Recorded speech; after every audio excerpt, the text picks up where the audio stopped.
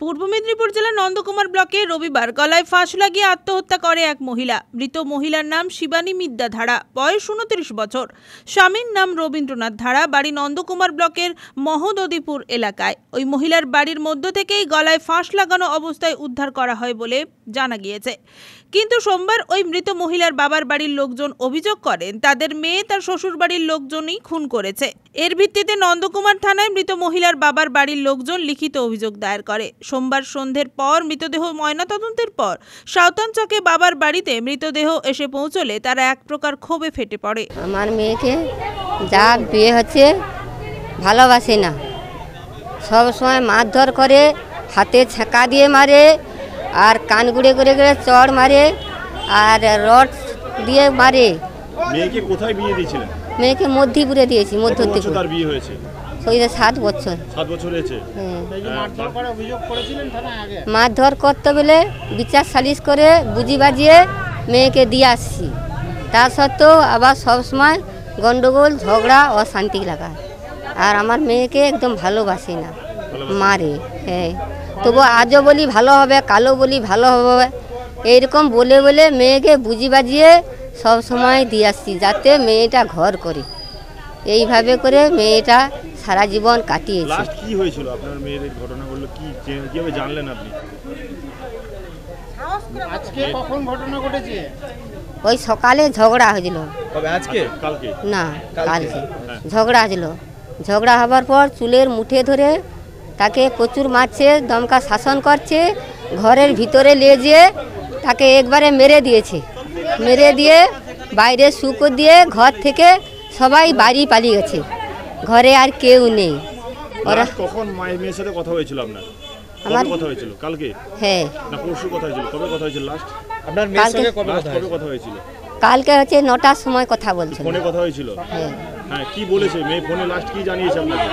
কি বলেছিল, ঝগড়াঝাটি হচ্ছে আর মারামারি করছে, আর হচ্ছে যা ঘরের ভিতরে ঢুকে তাকে জোর করে তাকে মারছে, তার কান গুঁড়ো করে চড় দিচ্ছে, রড তাতিয়ে ছেঁকা দিচ্ছে, এইভাবে তাকে মেরেছে।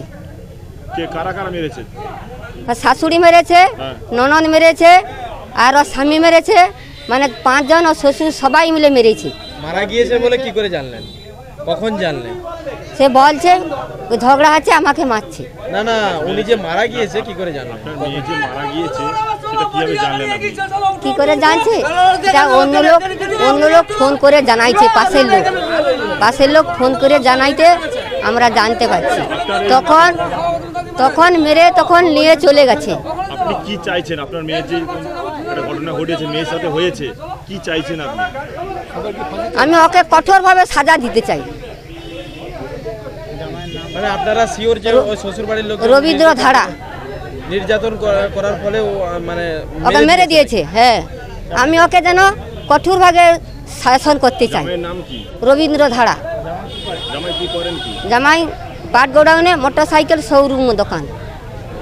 ওই মৃত মহিলার বাবার বাড়ির লোকজন মৃতদেহ নিয়ে তার শ্বশুর বাড়ি অর্থাৎ নন্দকুমারের মহোদদিপুর এলাকার বাড়িতে গিয়ে দেখেন ওই মহিলার শ্বশুর বাড়িতে তালা ঝোলানো রয়েছে, বাড়ির মধ্যে কেউ নেই।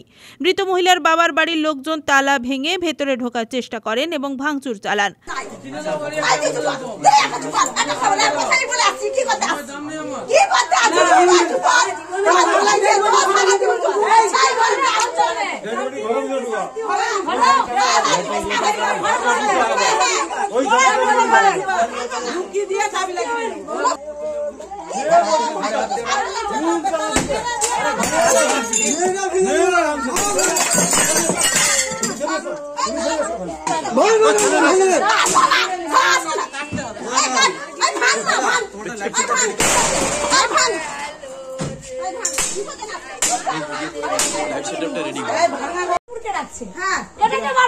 দেখো পুরো বলে রেডি করে রেখেছে, সব রেডি।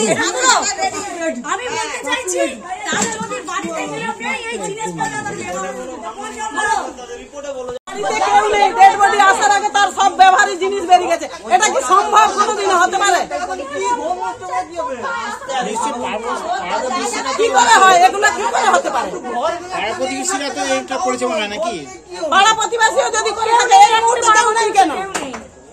আমরা জানতে চাই যে এই মুহূর্তে কেউ নেই কেন? যদি পাড়া প্রতিবেশী কেউ বের করে রাখে, সে এই মুহূর্তে সে চাবি খুলেনি কেন? সেই ব্যক্তিটা কোথায়? সেই ব্যক্তিগুলো কোথায় গেল? সেটাকে হাজির করাবো। পাড়া প্রতিবেশী নেই, সে তার সন্তান ছেলে কোথায় গেল? পরিবারের কেউ নেই। তার যে একটা ছেলে আছে, বাচ্চা দুধের ছেলে আছে 5 বছর বয়স, সেই ছেলেটা কোথায় গেল? কিছুক্ষণ সময় পর নন্দকুমার থানার পুলিশ এসে পৌঁছয়। পুলিশকে ঘিরেও পরিবারের লোকজনরা বিক্ষোভ দেখাতে শুরু করে। সব দেখবো, সব আমাদের উপর ছেড়ে দিন, আমরা সবাইকে অ্যারেস্ট করব, ঠিক আছে? আরে বলিস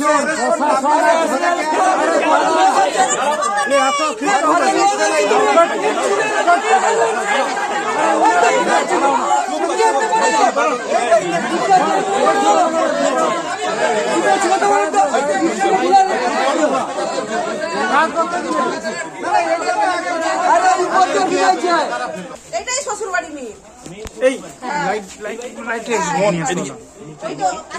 এদিকে লাইনে এদিকে হচ্ছে আর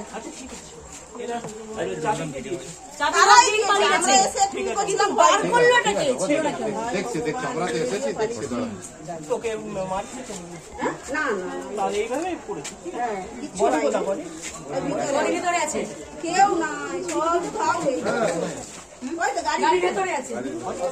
মৃত মহিলার বাবার বাড়ির লোকজন অভিযোগ করেন তাদের মেয়ের ওপর প্রায়শই অত্যাচার করত শ্বশুর বাড়ির লোকজন। তাদের মেয়েকে মেরে ফেলা হয়েছে বলেই অভিযোগ। ঘটনাটা হয়েছে আমাদের পাশের বাড়ি, আমার ননদ সম্পর্কে হয়, তাকে মেরে ফেলা হয়েছে। জানলাম কাল বিকেল 4টের সময়, মানে ফোন এসেছে যে ওনাদের বাড়িতে যে গলায় দড়ি দিয়েছে, সুসাইড করেছে। সুসাইড করা পোস্টমর্টমে কালকে পাঠানো হয়েছিল, কাল রবিবার ছিল, হয়নি। আজ পোস্টমর্টমের রিপোর্টে বেড়া গেছে তাকে মারা হয়েছে। মারা এখান থেকে রড দিয়ে ঢুকিয়ে আর মুখ চেপে মারা হয়েছে তাকে। এই মুহূর্তে এসে বাড়িতে ডেড বডি ওনার বাপের বাড়ির রিসিভ করেছে, আর এখান থেকে নিয়ে আসা হয়েছে শ্বশুর বাড়িতে। কিন্তু শ্বশুর বাড়ি কেউ নেই, কেউ নেই। আমরা চাই এর বিচার চাই, ঘরটাকেই জ্বালিয়ে দিতে চাই। যে ঘরে বৌমা নেই সে ঘরে থেকে কি হবে? আমি ডেড বডির সাথে ঘরটাকেও জ্বালাতে চাই। বৌমা তো নেই, ঘরের সেই পরিবারের কেউ নেই, কেউ নেই। মেরে ফেলা হয়েছে তাকে, মেরে দিয়ে পালিয়ে গেছে। মৃতদেহ জ্বলবে, এটাও জ্বলবে।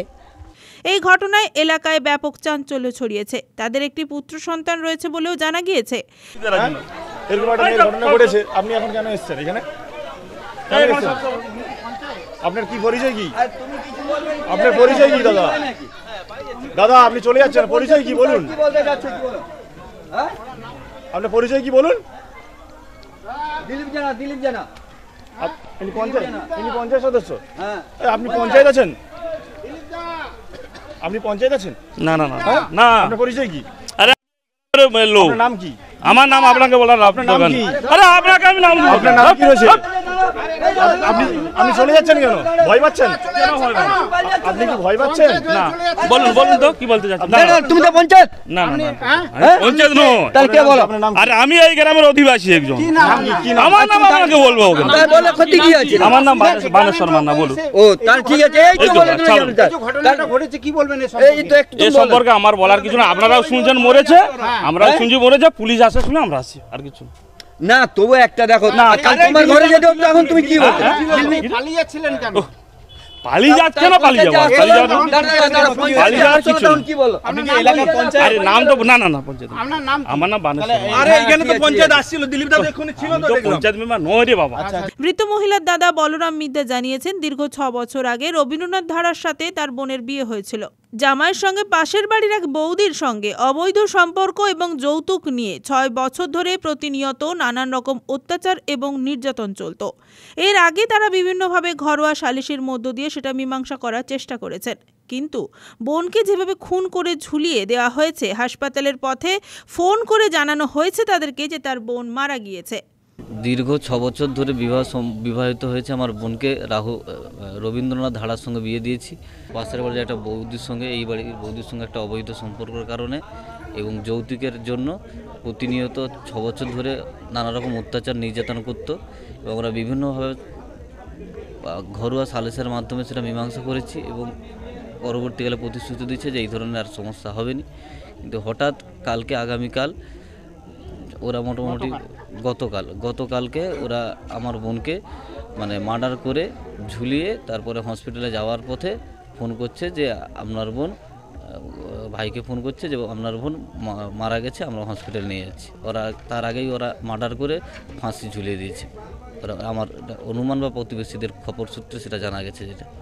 এবার আমি চাইছি আমার বোনের যারা এইভাবে নির্মম হত্যা করছে তাদের কঠোর থেকে কঠোরতম শাস্তি হোক, এবং সবচেয়ে বড় কথা আমার বোনের একমাত্র ছেলে 6 বছরের, সেই ছেলেটা যেন তার ভবিষ্যৎটা যেন ঠিকঠাকভাবে গড়ে ওঠে, তার জন্য প্রশাসন এবং যারা রয়েছেন শুভাকাঙ্ক্ষী সকলকে বিশেষভাবে আমার অনুরোধ থাকলো যে বিশেষ করে বোন তো চলে গেছে, তার দোষীদের শাস্তি হোক, প্লাস হচ্ছে আমার ভাগনা 6 বছরের ভাগনা রয়েছে, এবং ভাগনাটার যেন ভবিষ্যৎটা সুনিশ্চিত থাকে। কারণ ভাগনারা ভবিষ্যৎ যদি সুনিশ্চিত না থাকে, সেই অল্প বয়সে ওইটুকুনি ছেলে তার অসহায় হয়ে গেছে, অলরেডি মা চলে গেছে। মানে লিখিত অভিযোগ দায়ের করেছে, আগামীকাল লিখিত অভিযোগ করেছিলাম, আজকে তার এফআইআর রিসিভ কপি এফআইআর দিয়েছেন স্যার। এখনো পর্যন্ত কি কেউ গ্রেফতার হয়েছে? না, এখনো পর্যন্ত গ্রেপ্তারের কিছু খবর স্যার পাওয়া যায়নি সেভাবে। ব্যুরো রিপোর্ট, খবর BCBS।